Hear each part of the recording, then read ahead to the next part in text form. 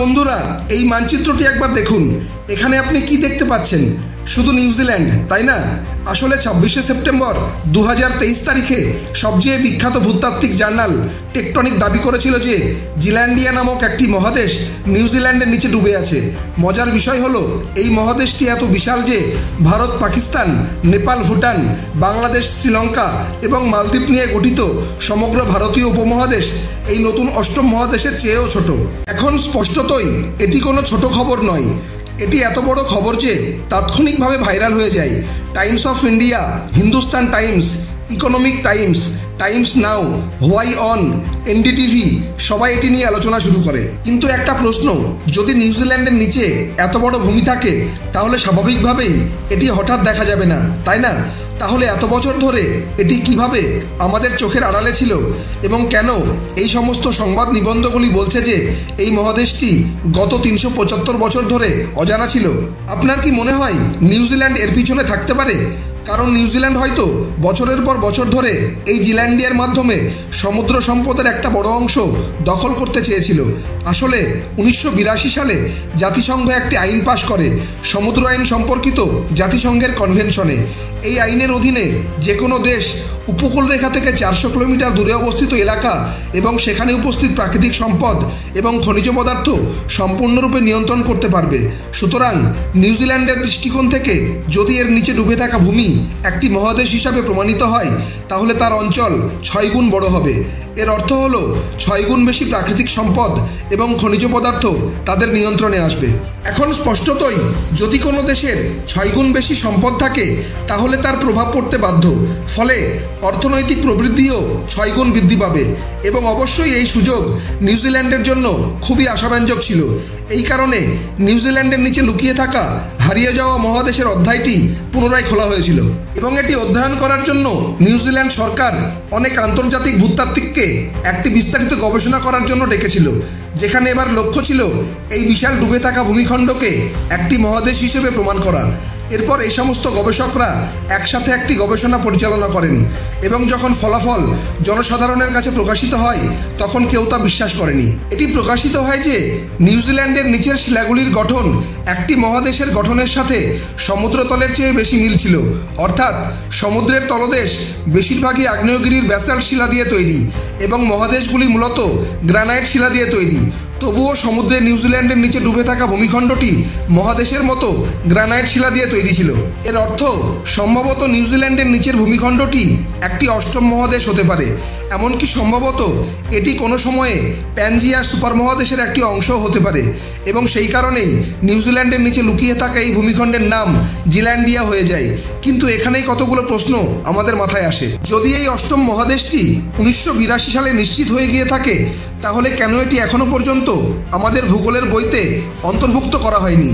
আর 375 বছর ধরে খবরে কেন এটি অজানা? আসলে আমরা আমাদের বইয়ে কেবল তখনই একটি মানচিত্র অন্তর্ভুক্ত করব যখন এর সীমানার সুনির্দিষ্ট ম্যাপিং বর্তমানে গৃহীত পদ্ধতি অর্থাৎ স্যাটেলাইটের মাধ্যমে করা যাবে। আর জিল্যান্ডিয়ার ক্ষেত্রে ঠিক এটাই অনুপস্থিত ছিল। আর সেই কারণেই বহু বছর বিলম্বের পর 2017 সালে অবশেষে এর আনুষ্ঠানিক স্যাটেলাইট ম্যাপিং শুরু হয়েছিল এবং এর চূড়ান্ত ফলাফল আসে 2023 সালের 12 সেপ্টেম্বর এবং জিল্যান্ডিয়া মহাদেশের অস্তিত্ব অবশেষে নিশ্চিত করা হয়। তাই এখন পর্যন্ত তোমরা গল্পটি এতটাই বুঝতে পেরেছ এর পেছনের গল্পটি কী ছিল। কিন্তু একটি বড় প্রশ্ন এখনও ঝুলছে, এত বিশাল ভূমিখণ্ডের সাথে কি ঘটনা ঘটেছিল যে এটি সম্পূর্ণরূপে জলে ডুবে গিয়েছিল, যে এর একমাত্র প্রান্ত নিউজিল্যান্ড আজ একটি দেশ হিসেবে সমুদ্রের উপরে রয়েছে। আসলে ভূতাত্ত্বিকদের মতে আগে পৃথিবীতে কেবল একটি বৃহৎ মহাদেশ ছিল যার নাম প্যানজিয়া। কিন্তু 20 কোটি বছর আগে চলমান টেকটনিক কার্যকলাপের কারণে এই মহাদেশটি দুটি নতুন মহাদেশে বিভক্ত হয়ে যায়, লরাশিয়া এবং গন্ডোয়ানা। এখন এখান থেকে লরাশিয়া উত্তর দিকে সরে যায় এবং পরে এশিয়া, ইউরোপ এবং আমেরিকার মতো উত্তর মহাদেশে বিভক্ত হয়ে যায় এবং গন্ডোয়ানা দক্ষিণে চলে যায়, যার ফলে আবার সমস্ত দক্ষিণ মহাদেশ তৈরি হয়। এই দক্ষিণ মহাদেশগুলি থেকে প্রায় 17 কোটি বছর আগে আফ্রিকা গন্ডোয়ানা থেকে পৃথক হয়ে যায় এবং তারপরে আন্টার্কটিকা এবং অস্ট্রেলিয়ার পালা আসে এবং এখান থেকে অবশেষে প্রায় 4 কোটি বছর আগে যখন ভারতীয় উপমহাদেশও পৃথক হয়ে যায়, তখন সমস্ত আধুনিক মহাদেশগুলি তাদের বর্তমান অবস্থানে পৌঁছাতে সক্ষম হয়। কিন্তু এখানেও কিছু বিষয় অজানা ছিল। সেই সময়ে ভূতাত্ত্বিকদের সাথে এই সমস্ত কিছুর মধ্যে সবচেয়ে গুরুত্বপূর্ণ যোগসূত্র রয়ে গিয়েছিল। এই মহাদেশ থেকে মহাদেশ হওয়ার তাদের তত্ত্বে তারা কেবল সমুদ্রের উপরে দৃশ্যমান মহাদেশগুলিকে অন্তর্ভুক্ত করেছিল, অথচ আসলে যা ঘটেছিল তা হলো অস্ট্রেলিয়ার সাথে গন্ডোয়ানা থেকে আরেকটি স্থলভাগ বিচ্ছিন্ন হয়ে যায়, যার হিসাব বিজ্ঞানীরা রাখেননি। আর সেই স্থলভাগ ছিল জিল্যান্ডিয়া। কিন্তু দুর্ভাগ্যবশত বিচ্ছিন্ন হওয়ার পরপরই এটি জলে ডুবে যায়। আর শুরুতে জিল্যান্ডিয়া ইন্দো অস্ট্রেলিয়ান এবং প্রশান্ত মহাসাগরীয় প্লেটের সীমানায় উপস্থিত ছিল। কিন্তু সেই সময়ে টেকটনিক কার্যকলাপ এত তীব্র ছিল যে এই দুটি প্লেটই দ্রুত একে অপরের থেকে দূরে সরে যাচ্ছিল, এবং এর ফলে জিল্যান্ডিয়া মহাদেশ, যা এই প্লেটের উপরে ছিল, প্রায় 35 থেকে 50 মিলিয়ন বছর আগে সমুদ্রে ডুবে যায়। অর্থাৎ ঐতিহাসিক সময়ে ডাইনোসরদের বিলুপ্তির পরেও কমপক্ষে 15 মিলিয়ন বছর পরে এই মহাদেশটি সমুদ্রের সম্পূর্ণ উপরে ছিল। বাস্তবে এটি বৈজ্ঞানিকভাবেও প্রমাণিত হয়েছে। বিজ্ঞানীরা যখন জিল্যান্ডিয়াকে নিয়ে অধ্যয়ন করছিলেন কেন এটি নিচে নেমে এলো, তখন তারা সমুদ্রের তলদেশে কিছু অদ্ভুত নিদর্শন দেখতে পান। মূলত জিল্যান্ডিয়ার নিচে তারা দেখেছিলেন যে সেখানে এমন কিছু কাঠামো ছিল যা আগ্নেয়গিরির ব্যাসল্ট শিলা দিয়ে তৈরি। এখন এটি কেবল তখনই ঘটে যখন দুটি টেকটনিক প্লেট একে অপরের থেকে দূরে সরে যায় এবং গলিত ম্যাগমা দুটি প্লেটের মধ্যবর্তী ফাটল থেকে বেরিয়ে আসে। এখন এই ক্ষেত্রে যেহেতু সেই ম্যাগমা সারিবদ্ধ হয়ে উপরে আসার সাথে সাথেই সমুদ্রের ঠান্ডা জলের সংস্পর্শে আসে, তাই স্বাভাবিকভাবেই এটি শক্ত হয়ে যায় এবং এমন একটি স্তর তৈরি করে।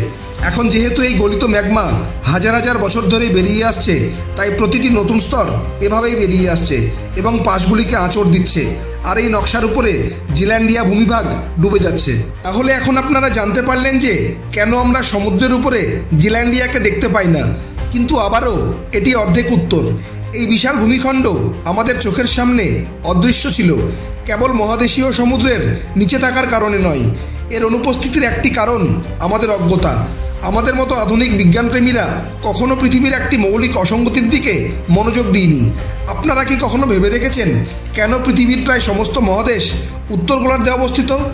এই প্রশ্নটি আমাদের কাছে নতুন হতে পারে, কিন্তু এটি আসলে 17 শতকের একটি প্রশ্ন, যার কারণে 1606 সালে অস্ট্রেলিয়া আবিষ্কৃত হয়েছিল এবং আজ জিল্যান্ডিয়া আবিষ্কৃত হয়েছে। প্রকৃতপক্ষে এই একই কারণে আজ সমস্ত সংবাদপত্র 375 বছর ধরে জিল্যান্ডিয়াকে হারিয়ে যাওয়ার কথা লিখছে। আসলে 1492 সালে যখন ইতালীয় অভিযাত্রী ক্রিস্টোফার কলম্বাস ভারতের সন্ধানে আমেরিকায় পৌঁছান এবং অবশেষে সেই অজানা ভূমি অন্যান্য ইউরোপীয় সাম্রাজ্য দ্বারা উপনিবেশিত হয়, তখন হঠাৎ করে অনেক সাম্রাজ্য অন্যান্য দেশগুলিতে উপনিবেশ স্থাপনের জন্য ছুটে যায়। এদিকে ডাচ সাম্রাজ্য, যা একটি প্রধান উপনিবেশকারীও ছিল, বুঝতে পেরেছিল যে এশিয়া, ইউরোপ এবং আফ্রিকার মতো একে অপরের সাথে সংযুক্ত ভূমি ছাড়াও আমেরিকার মতো এই পৃথিবীতে আরও ভূমি থাকতে পারে, যা অজানা এবং ছড়িয়ে ছিটিয়ে রয়েছে। কিন্তু এটি কোথায় খুঁজবেন? এদিকে তিনি ভেবেছিলেন যে নতুন আবিষ্কৃত আমেরিকা সহ এই সমস্ত প্রধান ভূমিগুলি কেন পৃথিবীর উত্তর গোলার্ধের চারপাশে অবস্থিত। পৃথিবীর ভারসাম্য বজায় রাখার জন্য দক্ষিণ গোলার্ধের চারপাশে একটি বৃহৎ ভূমি থাকা উচিত। এই ধারণাটি মাথায় রেখে তিনি সেই অনুপস্থিত কাল্পনিক ভূমিখণ্ডটির নামকরণ করেছিলেন টেরা অস্ট্রালিস, যার ল্যাটিন ভাষায় সহজ অর্থ দক্ষিণের ভূমি। কিন্তু পৃথিবীর 4টি মহাসাগরের মধ্যে 3টি বৃহৎ মহাসাগর অর্থাৎ প্রশান্ত মহাসাগর, আটলান্টিক মহাসাগর এবং ভারত মহাসাগর মূলত দক্ষিণে ছিল। তাই প্রশ্ন ছিলই টেরা অস্ট্রালিসের সন্ধান কোথা থেকে শুরু করবেন। অবশেষে সিদ্ধান্ত নেওয়া হয়েছিল যে তিনি যে ভূমিখণ্ডগুলি ইতিমধ্যেই জানতেন, অর্থাৎ এশিয়া, ইউরোপ এবং আফ্রিকা, তাদের দক্ষিণ প্রান্ত থেকে শুরু করা উচিত। তাই এর মাধ্যমে প্রথমত 1606 সালে ডাচ ইস্ট ইন্ডিয়া কোম্পানি একটি অভিযান শুরু করে এবং তার 2 প্রধান শীর্ষস্থানীয় অভিযাত্রী এবং নাবিক উইলেম জান্সজুন এবং অ্যাবেল তাসমানকে এশিয়ার দক্ষিণ প্রান্তে ইন্দোনেশিয়ার দক্ষিণে পাঠানো হয়। প্রথমত 1606 সালে জান্সজুন তার ছোট দল নিয়ে একটি প্রাথমিক গবেষণা পরিচালনা করতে যান এবং সেখানে একটি অস্ট্রেলিয়ান মহাদেশ খুঁজে পান এবং তার কয়েক বছর পরে তাসমানকে সেখানে পাঠানো হয়েছিল যাতে সে সেই নতুন ভূমির উপকূলরেখার মানচিত্র তৈরি করতে পারে। এবং যখন এই মানচিত্র তৈরি সম্পন্ন হয় তখন এই ভূমির নাম অস্ট্রেলিয়া দেওয়া হয়। কিন্তু তারপর এটি ছিল অর্ধেক গল্প। পুরো গল্পটি হলো এই মানচিত্র তৈরির সময় তিনি আজকের অষ্টম মহাদেশ জিল্যান্ডিয়াও খুঁজে পেয়েছিলেন, কিন্তু তার জীবন বাঁচানোর চেষ্টায় তাকে তাড়াহুড়ো করে ফিরে আসতে হয়েছিল। আসলে যখন তাসমান ইন্দোনেশিয়ার জাকার্তা থেকে মরিশাসে এবং তারপর মরিশাস থেকে তাসমানিয়া যাচ্ছিলেন, তখন তিনি সেখানে একটি অজানা ভূমি দেখতে পান। এই ভূমি ছিল আজকের নিউজিল্যান্ড, যা তাকে টেরা অস্ট্রালিস ছাড়াও আরেকটি বৃহৎ মহাদেশ জিল্যান্ডিয়ায় নিয়ে যেতে পারত, কারণ নিউজিল্যান্ড মূলত সেই মহাদেশের একটি শিখর ছিল, ঠিক হিমশৈলের চূড়ার মতো। কিন্তু তারপর তাসমান এবং তার ক্রু সদস্যরা সেই ভূমিতে পৌঁছানোর সাথে সাথেই স্থানীয় মাওরি উপজাতির লোকেরা হঠাৎ তাদের জাহাজে আক্রমণ করে এবং এই আক্রমণে তাসমানের 4 জন ক্রু সদস্য নিহত হন। তাই তিনি নিজের এবং তার অবশিষ্ট ক্রু সদস্যদের বাঁচানোর জন্য সেখানে পা না রেখেই তাৎক্ষণিকভাবে ফিরে যাওয়ার সিদ্ধান্ত নেন। এবং তারপর যখন তাসমান ফিরে আসেন, মাওরি সম্প্রদায়ের সাথে তার সহিংস সংঘর্ষের গল্প সমগ্র ইউরোপ জুড়ে ছড়িয়ে পড়ে এবং এই কারণে পরবর্তী 100 বছর ধরে 1769 সাল পর্যন্ত কেউ এখানে আসতে সাহস করেনি। যখন ইউরোপের আরেক প্রধান উপনিবেশকারী ব্রিটিশ সাম্রাজ্য অস্ট্রেলিয়ার পূর্ব অংশ দখল করতে চেয়েছিল, তখন তারা নিকটবর্তী নিউজিল্যান্ডে একটি উপনিবেশ তৈরি করেছিল। সুতরাং 1769 সালে ব্রিটিশ সাম্রাজ্য অস্ট্রেলিয়ার পূর্ব অংশে উপনিবেশ স্থাপনের জন্য রয়্যাল নেভির একজন অভিজ্ঞ অভিযাত্রী জেমস কুককে পাঠায়। ইতিমধ্যে জেমস কুক নিউজিল্যান্ডের মানচিত্র তৈরি করেছিলেন, যা অস্ট্রেলিয়ার ঠিক পাশেই ছিল এবং স্থানীয় উপজাতিদের সাথে বছরের পর বছর ধরে সহিংস সংঘর্ষের পর অবশেষে অস্ট্রেলিয়ার পূর্ব অংশ এবং নিউজিল্যান্ড ব্রিটিশ উপনিবেশে পরিণত হয়। এখন অদ্ভুত ব্যাপার হলো, পরবর্তী 100 বছর ধরে নিউজিল্যান্ড শাসন করা সত্ত্বেও ব্রিটিশরা কখনোই জানতো না যে তাদের পায়ের নিচে আসলে একটি পুরো মহাদেশ লুকিয়ে আছে।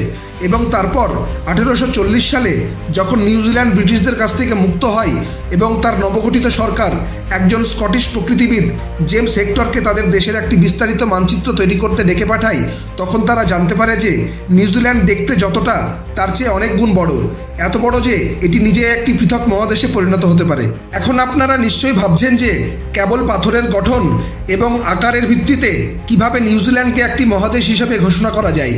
সর্বোপরি আমাদের সহ্যাদ্রি পর্বতমালাও মহাদেশীয় গ্রানাইট শিলার পরিবর্তে সমুদ্রের তলদেশের মতো ব্যাসাল্ট শিলা দিয়ে তৈরি। সুতরাং এই যুক্তি অনুসারে আমাদের সহ্যাদ্রি পর্বতমালাকে সমুদ্রতল হিসেবে ঘোষণা করা উচিত। তাহলে দেখুন, এটি এমনটা নয়। মহাদেশের যে কোনো ভূমিকে শ্রেণীবদ্ধ করার জন্য অনেকগুলি কারণ বিবেচনা করা হয়, যার মধ্যে কমপক্ষে এই 4টি কারণ থাকা উচিত। প্রথমত, যেমনটি আমরা আগে আলোচনা করেছি, এর গঠন। দ্বিতীয়ত, সমুদ্রতলের তুলনায় এর উচ্চতা সর্বদা সমুদ্রতলের গড় গভীরতার উপরে থাকা উচিত। তৃতীয়ত, এর আকার এবং ক্ষেত্রফল। এবং সবশেষে এর নিজস্ব টেকটনিক প্লেট থাকা উচিত। এখন জিল্যান্ডিয়ার ক্ষেত্রে আমরা ইতিমধ্যেই প্রথম কারণটি নিয়ে আলোচনা করেছি যে এটি বিদ্যমান। উচ্চতার ক্ষেত্রে এটি দক্ষিণ প্রশান্ত মহাসাগরের গড় গভীরতার থেকে প্রায় 1100 মিটার উপরে, অর্থাৎ আমাদের সহ্যাদ্রি পর্বতমালার প্রায় সমান উঁচু। তারপর আকার এবং ক্ষেত্রফলের দিক থেকে এটি প্রায় 4.9 মিলিয়ন বর্গ কিলোমিটার, যা এটিকে অস্ট্রেলিয়া মহাদেশের সমান বড় করে তোলে। এবং শেষ পর্যন্ত এর নিজস্ব পৃথক টেকটনিক প্লেটও রয়েছে, যার নাম জিল্যান্ডিয়া প্লেট। এটি টেরিউ আমাউই প্লেট নামেও পরিচিত, যা তার আশেপাশের প্রশান্ত মহাসাগরীয় প্লেট এবং অস্ট্রেলিয়ান প্লেট থেকে সম্পূর্ণ আলাদা। মনে রাখবেন যে জিল্যান্ডিয়া ল্যান্ডমাস ম্যাগমার নিচে নেমে যাচ্ছে, সেই ল্যান্ডমাস যা আসলে জিল্যান্ডিয়া টেকটনিক প্লেট। অর্থাৎ সব দিক থেকেই জিল্যান্ডিয়া একটি মহাদেশ, আর নিউজিল্যান্ড সেই মহাদেশের একটি ছোট্ট শিখর মাত্র। এখন বৈজ্ঞানিক সংজ্ঞা থাকা সত্ত্বেও কোথাও যেন এটিকে গ্রহণ করা একটু অদ্ভুত বলেই মনে হচ্ছে, তাই না? এটি বিভ্রান্তি তৈরি করছে, কারণ জলে ডুবে থাকা জিল্যান্ডিয়া কিভাবে একটি মহাদেশ হতে পারে? কারণ আমাদের সাধারণ বিশ্বাস হলো যে একটি মহাদেশ হলো জলের উপরে দৃশ্যমান একটি বৃহৎ ল্যান্ডমাস। কিন্তু বন্ধুরা, বিজ্ঞানে যেমনটি আপনি ইতিমধ্যেই জানেন, অনেক সময় সংজ্ঞাগুলি খুব ঝাপসা। আমরা কোনো কিছুকে সঠিকভাবে সংজ্ঞায়িত করতে পারি না। যেমন আমাদের মানুষদের ধরুন, আমাদের ক্ষেত্রে আমরা আমাদের শারীরিক বৈশিষ্ট্যগুলি বর্ণনা করতে পারি, কিন্তু আমরা কখনো কোনো মানুষকে সম্পূর্ণরূপে সংজ্ঞায়িত করতে পারি না। কারণ যে কোনো দুটি ব্যক্তির কিছু দিক, যেমন তাদের আচরণ, মানসিক অবস্থা, দৃষ্টিভঙ্গি কখনো একই হতে পারে না। তাই আপনি একজন ব্যক্তির যত সংজ্ঞাই দিন না কেন, আপনি তাকে পুরোপুরি সংজ্ঞায়িত করতে পারবেন না। আর জিল্যান্ডিয়ার ক্ষেত্রেও একই রকম কিছু ঘটছে, যাকে মহাদেশও বলা হয়। কারণ আমরা মহাদেশগুলিকে সঠিকভাবে চিহ্নিত করতে পারি না এবং তাদের সংজ্ঞায়িত করতে পারি না। যখন আমরা উচ্চতার কথা বলি, তখন সমুদ্রতল থেকে কত উচ্চতায় একটি স্থলভাগকে মহাদেশ বলা হয় তা সঠিকভাবে সংজ্ঞায়িত করা হয়নি। যদি জিল্যান্ডিয়া সমুদ্রতল থেকে মাত্র 1 সেন্টিমিটার উপরে থাকে তবুও কি এটিকে মহাদেশ ঘোষণা করা যেতে পারে? আমি ব্যক্তিগতভাবে মনে করি যে এই ধরনের বিভ্রান্তিকর সংজ্ঞা এড়াতে একাধিক সংজ্ঞা একটি শব্দের অধীনে রাখার পরিবর্তে এই ধরনের অসঙ্গতিগুলির জন্য একটি ভিন্ন শব্দ তৈরি করা উচিত, যেমন প্লুটোর সাথে করা হয়েছিল। প্লুটো মূলত একটি গ্রহ ছিল, কিন্তু তারপর দেখা গেল যে এটি সম্পূর্ণরূপে একটি গ্রহের মতো আচরণ করছে না, তাই এটিকে একটি গ্রহাণু করা হয়েছিল। কিন্তু তারপর যখন দেখা গেল যে এটি একটি গ্রহাণুর মতো আচরণ করছে না, তখন অবশেষে এর জন্য একটি নতুন বিভাগ তৈরি করা হয়েছিল, যাকে বলা হয় বামন গ্রহ, যাতে করে যদি এমন বস্তু পাওয়া যায় যা সঠিকভাবে গ্রহ বা সঠিক গ্রহাণুর বিভাগে পড়ে না, তবে তাদের এই বিভাগে রাখা যেতে পারে। তাই একইভাবে আমরা জিল্যান্ডিয়া শব্দটির জন্য একটি নতুন শব্দ তৈরি করেছি, এবং একইভাবে মরিশাস, বেরিঙ্গিয়া, ডগারল্যান্ডের মতো নতুন যে মহাদেশগুলি ম্যাপ করা হচ্ছে, আমরা তাদেরও এই শব্দের অধীনে শ্রেণীবদ্ধ করতে পারি, যদিও আপাতত এগুলি কেবল কিছু ডুবে যাওয়া অদৃশ্য মহাদেশ। এটি একটি খুব আকর্ষণীয় ভিডিও। আপাতত যদি আপনি এই ভিডিও থেকে নতুন কিছু শিখে থাকেন তাহলে একটি লাইক দিয়ে আপনাদের মূল্যবান মতামত দিন, এবং বেঙ্গলি ডকুমেন্টারি স্পিকার চ্যানেলটিকে সাবস্ক্রাইব করে বেল আইকনটি প্রেস করুন, যাতে আপনি আসন্ন কোনো ভিডিও মিস না করেন। দেখা হচ্ছে খুব শীঘ্রই পরের ভিডিওতে। ভিডিওটি সম্পূর্ণ দেখার জন্য ধন্যবাদ।